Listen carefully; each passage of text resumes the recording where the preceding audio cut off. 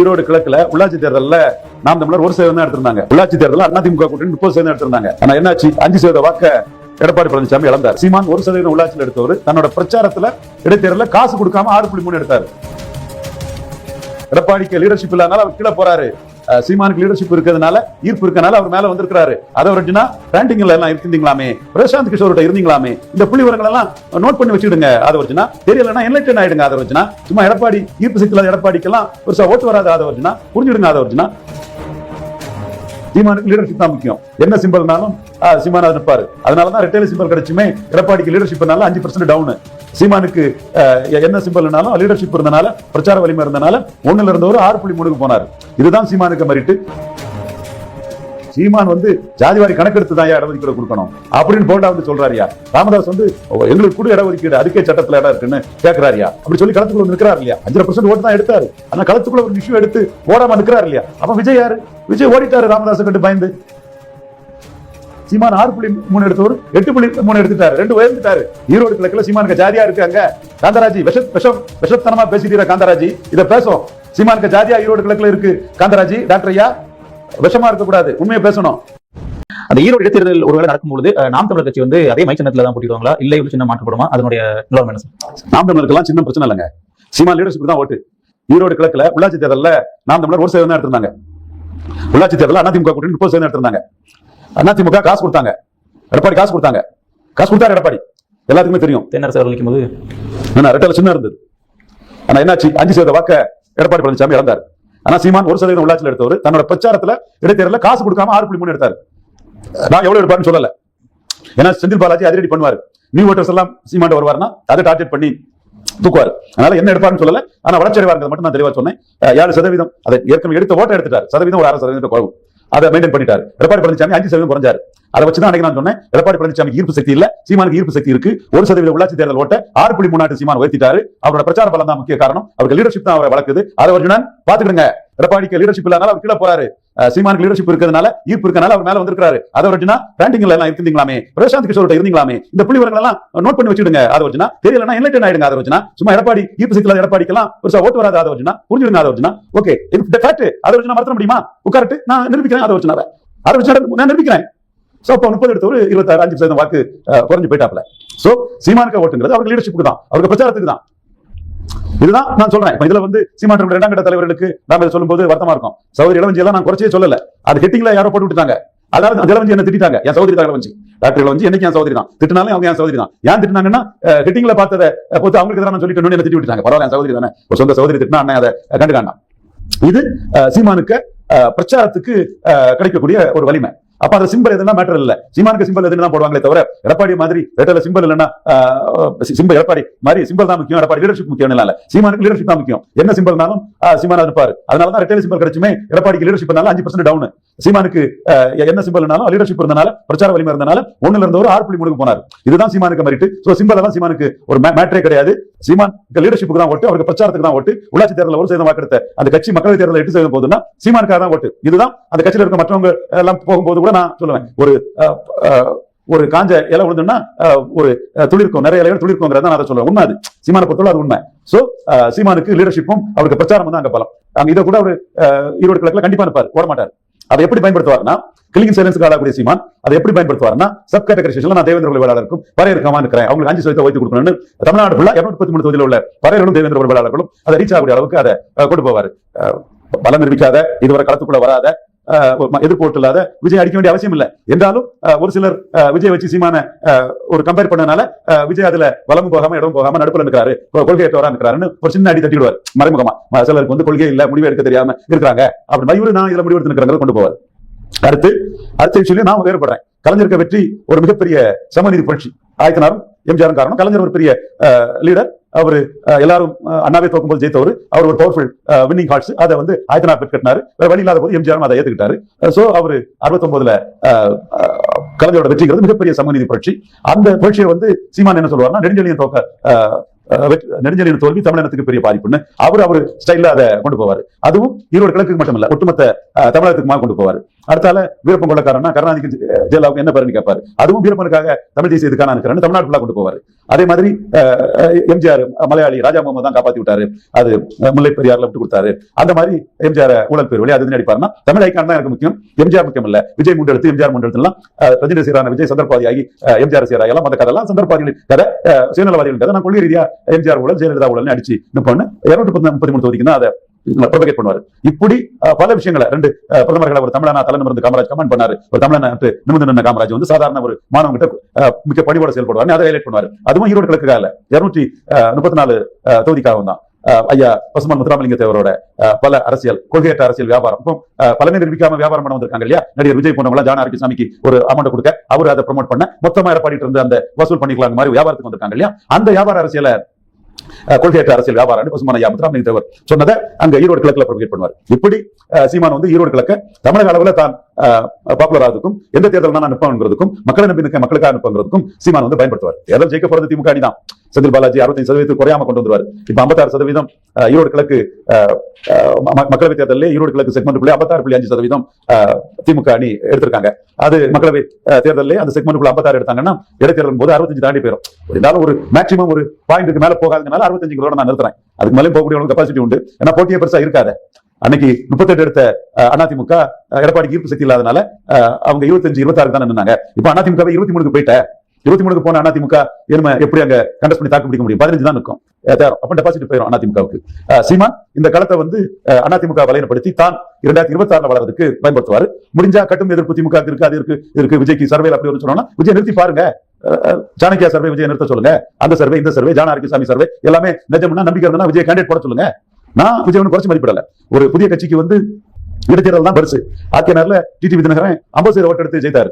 ஆனா ஜெனரல் எலெக்ஷன்ல 5.5 தான் எடுத்தாரு. அப்புறம் தொடர்ந்து களத்துல இருக்கனால சீமானுக்கு கீழே போயிட்டாரு. உண்மைதானே? சீமான் தொடர்ந்து களத்துல நின்று ஃபைட் பண்ணனால சீமான் மக்கள் மக்களுக்காக இருக்கனால சீமான் ஏறாரு. சோ ஆர்கேஆர்ல 50% எடுத்தாரு தினகரன். அதே மாதிரி மக்கள் தலைவர் எம்ஜிஆர் திண்டுக்கல்ல 55% எடுத்தாரு. ஜெனரல் எலெக்ஷன்ல மக்கள் தலைவர் எம்ஜிஆர் 4 மணி போட்டியில 30.3, கம்யூனிஸ்ட் கடைசி நேரத்தில் பல்டி அடிச்சு கம்யூனிஸ்ட் பார்ட்டி ஆஃப் மலையாளிஸ் சொல்லுவாங்க. அப்போ பட் அவங்க தியாகவரலாறு சொந்தக்காரங்க, கேமச்சந்திரன் நாயர்னால யாரும் சரி, அது வேற விஷயம். பட் எமர்ஜென்சி கலைஞரை விட்டுட்டு மலையாளி எம்ஜிஆர் போயிட்டாங்க. 33% ஓட்டு எடுத்தா மக்கள் தலைவர் எம்ஜிஆர் வெற்றி பெற்றாரு. 4 மணி போட்டிங்களா வெற்றி பெற்றாரு. மும்மணி போட்டினா மக்கள் தலைவர் எம்ஜிஆர் வந்து எடுத்த ஓட்டை ஜெயிக்கவே முடியாது. 33% ஓட்டு எடுத்து மும்மணி போட்டியில யார் ஜெயிக்க முடியும்? யாராலும் ஜெயிக்க முடியாது. ஆனா 4 மணி போட்டினா 33% வாக்கெடுத்து மக்கள் தலைவர் எம்ஜிஆர் கூட்டணியோட எடுத்து ஜெயித்தார். அதே மாதிரி அண்ணன் வைகோ பெருந்துறையில தொட்டிய நாயக்கர்கள் ஆதரவுல தெலுங்குல பேசி அண்ணன் வந்து 20% வாக்கு எடுத்தார். தப்பு இல்ல, அண்ணனுக்கு செல்வாக்கு வரணும். ஆனா தமிழக அளவுல வந்து 6% வாக்கு தான் எடுத்தார். அதே ஈரோடு பெருந்துறையில வந்து 6% தான் ஜெனரல் எலெக்ஷன்ல அண்ணன் வைகோ எடுத்தார். அப்போ இடைத்தேர்தல் ஒரு புது போர்ஸுக்கு எம்ஜிஆருக்கு தினகரனுக்கு வைகோக்கெல்லாம் பெரிய ஹெல்ப்ஃபுல்லா இருந்திருக்கு. ராஜேந்தர் கூட ஒரு இடைத்தேர்தல் வந்து ஹெல்ப்ஃபுல்லா இருந்தது. சோ இடைத்தேர்தல்ல ஒரு சினிமா நடிகர் நல்ல வாக்கு எடுக்க முடியும். அப்படின்னா அந்த இடைத்தேர்தலை பயன்படுத்தாம ஒருத்தர் போறாருன்னா அவர் வந்து பார்ட் டைம் பொலிட்டிஷியன், சீரியஸ் பொலிட்டிஷியனே இல்ல, சும்மா பப்ளிசிட்டிக்கு படத்துக்கு கடைசி படம் சொல்லி படத்தை ஓட்டுறதுக்கு ஒரு வேலையை பார்க்கறாருன்னு அர்த்தம். சிஐ ஆதரவு அவர் கொடுக்கும்போது உதயநிதி ஸ்டாலின் வந்து தெளிவா நின்று ஒரு திமுக அணி எம்பி கூட சிஐஏ விஜய் சொல்றாரு, விஜய் எல்லாம் ஒரு ஆளா ஒண்ணுமே இல்லைன்னு கதவுக்குள்ள வச்சு அடிச்சு வரட்டிட்டாரு.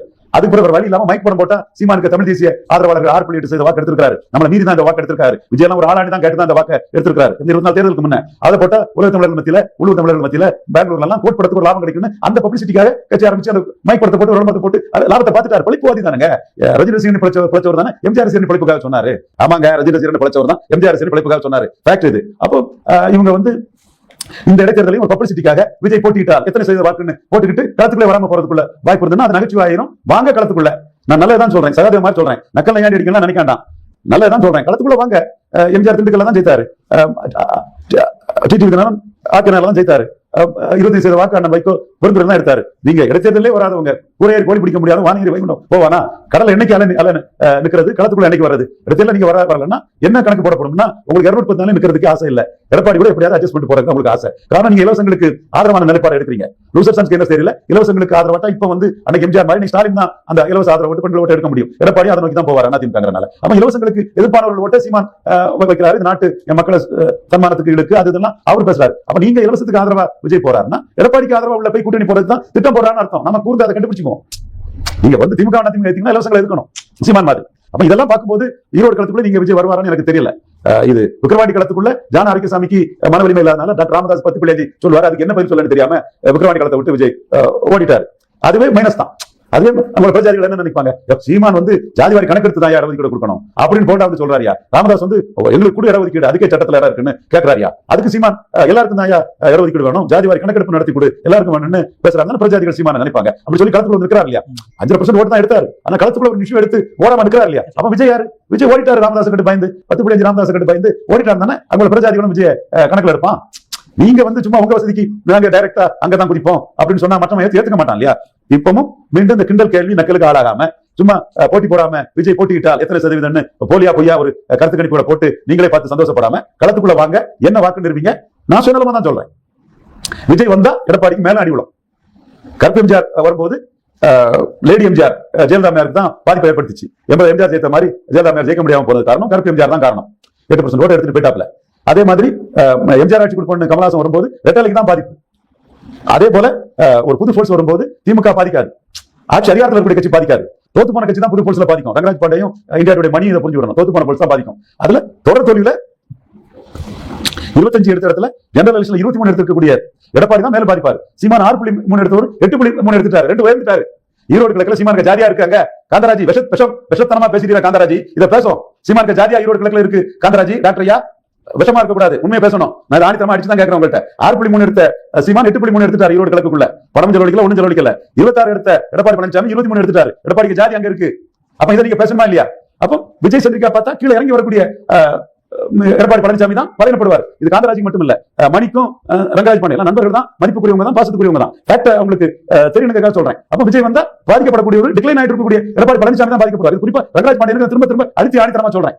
அப்போ விஜய் வரட்டு. என்னோட சுயநலம் அதுதான். விஜய் வந்தா எடப்பாடி பழனிசாமி மேலும் பாதிக்கப்படுவார். வரட்டும் நான் நினைக்கிறேன். அதோட கூட அட்வைஸ் பண்ணலாமே. அவர் பெரிய பிராண்டிங் அதெல்லாம் பெரிய ஆளுன்னு போயிருக்காரு. பிரசாந்த் கிஷோர் வந்து நம்பர் 1 இருக்கவர் கூட கட்சி ஆரம்பிச்சா லெட்டர் பேடா இருக்க கூடாது. நிக்கணும்னு பீகார்ல நின்று 10% வாக்கு எடுத்துட்டாரு. 10% வாக்கு ஜெனரல் இடத்துல எடுத்தாதான் ஜெனரல் எலெக்ஷன் நல்லா போக முடியும். இடத்துல 26% வாக்கு எடுத்த எடப்பாடி ஜெனரல் எலெக்ஷன் 23 போயிட்டார். 3 குறைஞ்சு போயிருக்காரு. அப்போ பிரசாந்த் கிஷோர் ஒரு பெரிய ஸ்ட்ராட்டஜி ஸ்டார்ட் கட்சி ஆரம்பிச்சா லெட்டர் பேடா இருக்க கூடாது. மக்கள் வந்து சீரியஸா பார்க்க மாட்டான், காமெடியான ஆக்கிடுவான், பார்வையாளர் ஆக்கிடுவான். ஜெனரல் எலெக்ஷன் வரும்போது ஓட்டு போட மாட்டான்னு புரிஞ்சுதானே பிரசாந்த் கிஷோர் அதை பண்றாரு. அது அர்ஜுனா ரெட்டி உங்களுக்கு தான் விஜய் வேண்டியவராச்சே. பிரசாந்த் கிஷோர் உங்க பாஸ் இப்படி பண்ணிருக்காருன்னு சொல்லும்போது விஜய்க்கும் பண்ணி களத்துக்குள்ள கொண்டு வாங்க. விஜய் நல்லது, வரவேற்கிறேன். விஜய் எவ்வளவு ஓட்டு எடுக்கிறாரோ அதுல 50% விஜய்க்கு என்ன ஓட்டு வருதோ அதுல 50% ஓட்டு எடப்பாடி பழனிசாமி அடி வாங்கி வருவார். இதுதான் தேரி, இதுதான் கடந்த காலம் வரலாறு. நான் தெளிவா டேட்டாவோட சொல்றேன். சோ விஜய் வரது நல்லது, வரலன்னா அவர் வந்து கமலஹாசன் 2.0 தான். அதான் அர்த்தம். சார் இதுல வந்து இப்போ இடைத்தேர்தல் எடுத்துக்கிட்டாலே சில கட்சிகள் வந்து நீங்க சொன்ன மாதிரி வராம தயங்கி நின்று வெளியிருந்து வேடிக்கை பார்ப்பாங்க. ஆனா சீமான் அவர்கள் துணிச்சலா எல்லா இடத்துலயும் போட்டியிடுறாரு. என்ன நம்பிக்கை சீமான் அவர்கள் கிளம்புறாரு? அதனாலதான் சீமான் வளர்றாரு. சீமான் விஜயகாந்த் வானத்தை போல வல்லரசு நடிகர் சங்க தலைவர் அந்த மாதிரி ஒரு பெரிய செல்வாக்கானவர் கிடையாது. 1% தான் வந்தாரு. அதுக்கு பிறகு வந்த பிறகு எல்லா இடத்துல இருக்கிறாரு. நாங்குநேரி எலெக்ஷன்ல ஹரிநாடாரோட சீமானுக்கு 6% ஓட்டு சீமான் கேண்டிடேட் கம்மி. நாடார் கேண்டிடேட் போட்டாரு. அடுத்தால மரவர் கேண்டிடேட் போட்டு 10% ஓட்டு எடுத்தாரு. அதே மாதிரி இங்க ஒரு முதலியார் கேண்டிடேட் போட்டாரு. 1.5% ஓட்டு தான் எடுத்தாரு. ஆனா இங்க 5-6% ஓட்டு எல்லாம் வந்துட்டாருன்னா வளர்ந்துட்டு இருக்காருன்னு அர்த்தம். ஏன்னா மக்கள் வந்து பாக்குறான் 1-2 நம்ம கூட இருக்கிறான், ஓட்டு குறைஞ்சிரும், எக்ஸ்போஸ் ஆயிரும் பயந்து ஓடல. இப்ப விஜய் ஏன் பயந்து ஓடுறாரு? ஒரு வேளையில ஓட்டு குறைஞ்சு போச்சு. ஒரு 2 ஓப்பனிங் கிடைக்காது. 26 ஒண்ணுமே இருக்காது. ஓட்டு குறைஞ்சு போனா ஒண்ணுமே இருக்காது. அப்போ இதை கையை பொத்திட்டு போனா 26 எடப்பாடி ஒரு பேரத்தை பேசிடலாம். இது அரிச்சு போட்டிடுற என்ன உண்டுன்னா இந்த களத்தை நீங்க பயன்படுத்துவீங்க. உங்க நோக்கம் எடப்பாடிக்கு கூட்டணி கிடைக்கலன்னா ஒரு பேரத்தை பேசி இப்போ பிராண்டிங் மாஸ்டர் ஜான் ஆரோக்கியசாமி கொடுக்கக்கூடிய கோடிகளை எடப்பாடி கிட்ட வாங்கி இன்வெஸ்ட் பண்ணி அதுல லாபத்தை பாத்திரலாம். அதுதான் நோக்கமா இருக்க முடியும். நான் ஏன் சொல்றேன்னா அப்பாவி ரசிகர்கள் ஏமாந்துட கூடாது. நான் சொல்றேன்பா, அப்பாவி ரசிகர்கள் ஏமாந்து நீங்க கோவப்படுவீங்க, கோவப்படுங்க. ஆனா நான் நல்லதுக்கு தான் சொன்னேன்னு நீங்க நினைப்பீங்க. அதே வேளையில விஜய் 214 தனிச்சு போட்டிட்டாலும் நான் பாராட்டிடுவேன், வாழ்த்திடுவேன். எனக்கு அதுலயும் சுயநலம் இருக்கு. ஒரு குறிப்பிட்ட ஓட்டு எடுத்தாருன்னா 29 மோடிக்கு பயன்படும். அதே மாதிரி இப்போ ஈரோடு கிழக்குல ஒரு கேண்டிடேட் போட்டாருன்னா எடப்பாடி பழனிசாமி டெபாசிட் இழக்கிறதுக்கு அது பயன்படும். நான் வெளிப்படையா தான் சொல்றேன். ஜான் ஆரோக்கியசாமி தான் மதவெறியில 2024 விஜய் வந்துட்டாருன்னா அது ஓட்டு பிரிஞ்சு மோடிக்கு சீட்டு வந்துருமோன்னு தடுத்தாப்ல. இப்போ 24 பலம் நிரூபிச்சுட்டா இப்ப ராஜா மாதிரி நீங்க அரசியல் பண்ணிருக்கலாம். இப்ப பலம் நிரூபிக்காதனாலதான் என்னதான் நீங்க சர்வே போட்டாலும் ஊதி பறக்கக்கூடிய அந்த பலூன்ல பலம் நிரூபிக்கவில்லைங்கிற ஊசியை வச்சு குத்தி நான் காத்து போக வச்சுட்டு இருக்கிறேன். அது நான் செய்யத்தான் செய்வேன் நீங்க அதை செய்யும் போது. இருந்தாலும் இப்ப உங்களுக்கு என்னோட சகாதே மாதிரி என்னோட அட்வைஸ், விக்கிரவாண்டியோட நல்ல காலம் ஈரோடு கிழக்கு கண்டஸ்ட் பண்ணுங்க விஜய். 214 கண்டஸ்ட் பண்ணுங்க விஜய். வரவேற்கிறேன், வாழ்த்துக்கிறேன் விஜய். இதுல விக்கிரவாண்டியில வந்து அதிமுகவே வந்து அவங்க கண்டஸ்ட் பண்ணல. ஏன்னா வந்து ஆளுங்கட்சியினுடைய ஆதிக்கம் அதிகமா இருக்குன்னு சொல்லிட்டு ஈரோடு கிழக்குல என்ன பண்ணுவாங்க அதிமுக? ஈரோடு கிழக்குலயும் கண்டஸ்ட் பண்ணதுன்னா அது பாதிக்கும். அங்க கண்டஸ்ட் பண்ணாதே பாதிக்கும். அங்களோட பிரஜாதிகள் மத்தியில சீமான் போடானுக்கிறான், எடப்பாடி சரியில்லை, ராமதாஸுக்கு பயந்து ஓடிட்டாருன்னு உங்களோட நான்வெனியர்ஸ் எல்லாம் பேச ஆரம்பிச்சிட்டாங்க. ஓட்டு பெருசா வரலனாலும் கூட விக்கிரவாண்டியை தாண்டி வட தமிழகத்துல சீமான் போடானுக்கிறான், பழைய அடிக்க சொன்ன பழைய தன்னடா அடிக்க சொன்ன ஒன்னே அடிக்க சொன்னா கேட்கறான் சீமான். அந்த ஒரு இமேஜ் சீமானுக்கு ஏறுது.